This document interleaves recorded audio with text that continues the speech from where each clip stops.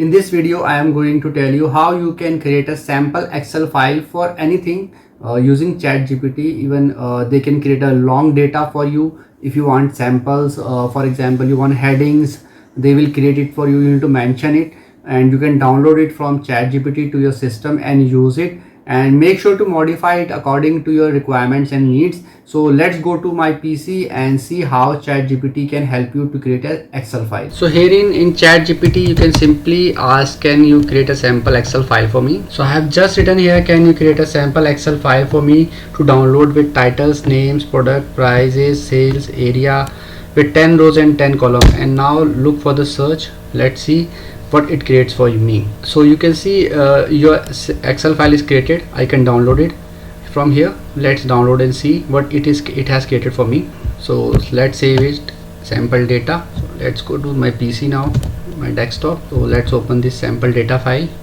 It is created by ChatGPT only.